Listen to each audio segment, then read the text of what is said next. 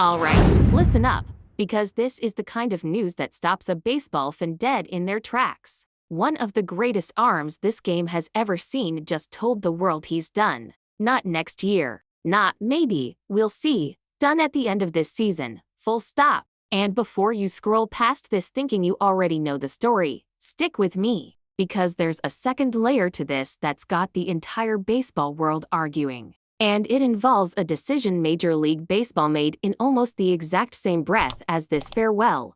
We're talking about Justin Verlander. And if that name doesn't mean much to you yet, by the end of this video, it will. Now, if you don't follow baseball closely, let me catch you up fast. This is a guy who's 43 years old, still standing on a mound at an age when most players have long since traded cleats for a coaching clipboard. Most pros are done by their mid-30s. Verlander's still getting outs at the highest level in the world at 43. That alone tells you who we're dealing with. He's a former MVP as a pitcher, which almost never happens. He's won 3 Cy Young Awards, the equivalent of being crowned the best at your job 3 separate times, across 3 chapters of a 2-decade career. Back in 2011 with the Tigers, he pulled off the rare double MVP and Cy Young in the same season, a feat still talked about like a unicorn sighting. Years later in Houston, he stacked 2 more Cy Youngs and 2 World Series rings on top of that. This isn't a guy chasing a legacy. This is a guy who already built one, brick by brick, over 20 years, and is now simply deciding when to set the tools down. But here's the thing about legends: nobody wants to admit the body doesn't care about the some. Trophies don't heal ligaments. And this season, the cracks became impossible to ignore. Verlander has barely pitched at all. 1 appearance. That's the entire body of work for the year. And in that one outing, he got hit around hard, his era ballooning into territory nobody has ever associated with his name. So when the retirement announcement dropped, it didn't feel shocking. It felt like the final page of a book we all quietly knew was closing. Let's rewind though, because the warning signs were there. A few seasons back with Houston, he barely factored into the postseason picture, didn't even crack the playoff roster one particular year. A quiet but unmistakable signal. Last season, he wasn't embarrassing himself, but he wasn't Verlander either. Respectable numbers, hovering in that high 3 era range, the kind of line a mid-rotation starter would happily take. But respectable isn't the word for a pitcher who used to make hitters look completely lost at the plate. You could feel the countdown starting. Now flip the page to this week, because Verlander put out a statement, and I want to break down what he actually said, not word for word, but the heart of it. He opened by thanking the league for something unexpected, an all-star selection. I'll get to why that's controversial in a minute. But he talked about how meaningful that nod still felt at this stage of his career. Then he got real, and the tone shifted. He said this season pushed him in ways he'd never dealt with, physically breaking down, but also mentally wrestling with a question every great athlete eventually faces. What happens when the thing that made you who you are stops being possible? Here's the part that hit me hardest. He said he never wanted retirement to be about hitting some milestone or circling a date on a calendar. He wanted the game itself to tell him when it was over. And this year, for the first time into decades, the game finally gave him that answer. He made clear this isn't him walking out early, he's finishing the season, giving whatever he's got left. But once the season ends, that's it. Cleats up, for good. And there was something almost poetic in how he framed where this ends. Back with Detroit, the organization that drafted him and gave him his first shot at the big leagues.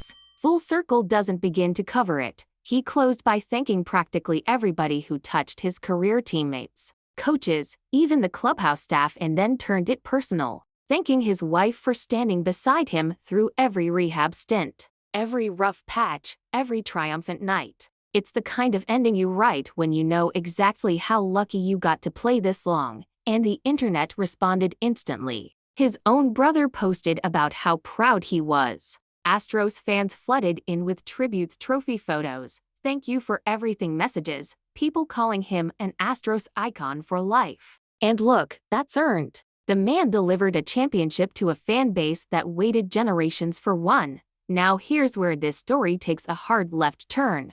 And it's the part everybody's actually arguing about online right now. Major League Baseball announced its all-star rosters this week. And guess who made the cut? Verlander. A guy who has thrown exactly one game all season. One appearance, total, in a season that's already well underway. And in that lone outing, he got roughed up badly enough that his season era sits north of 12. 12. Let that number sink in for a second. Because that's not a typo, that's a number that would get most pitchers sent straight down to the minors. Not fitted for an all-star jersey. MLB's explanation? It's one of these so-called legends selections, basically a lifetime achievement nod tucked into the roster. And look, I get the sentiment. You want to send a legend off with one more spotlight moment, one more standing ovation. That's a nice gesture on paper. But here's my honest take. I don't love these legacy picks. An all-star roster should represent who's dominating right now, not who dominated a decade ago. And when you slot in a ceremonial name,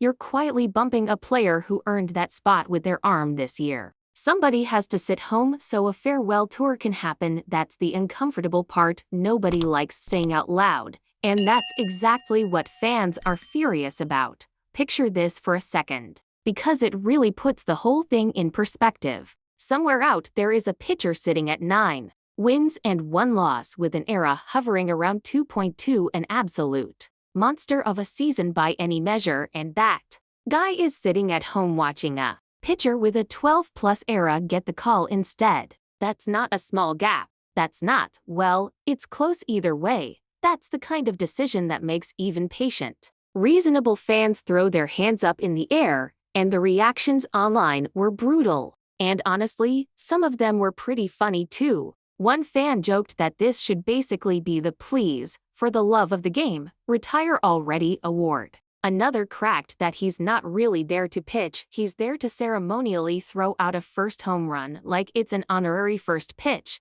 except the other team's actually hitting it. Somebody else laid it out in the bluntest way possible, asking how exactly you justify naming a guy who's pitched in one single game all year over a pitcher who's been dominant across an entire season's worth of starts. And more than a few fans zeroed in on one specific name they felt got completely and unfairly snubbed because of this decision, a younger arm quietly putting together a career year, shoved aside so a legend could get one more curtain call under the lights. That's the part that stings for a lot of fans, because it's not really about disrespecting Verlander. It's about a young player's best season getting overshadowed by a farewell photo-op.so. Where does that actually leave us? Because I don't want this to turn into just a hit piece on a Hall of Fame arm, and honestly, that's not what this is about at all. Let's be completely honest about what Verlander actually is. Stripped of all the roster controversy, one of the most dominant pitchers of his entire generation.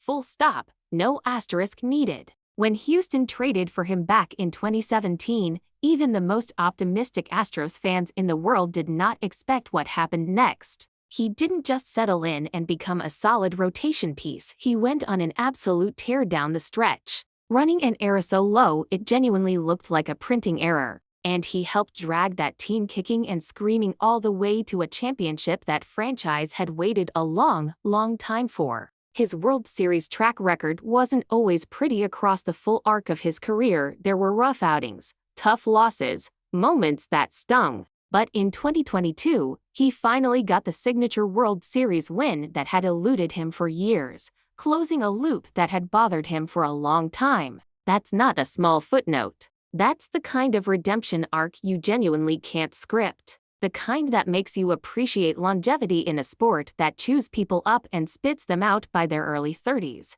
Here's my honest wish for this guy. And maybe you feel exactly the same way I do.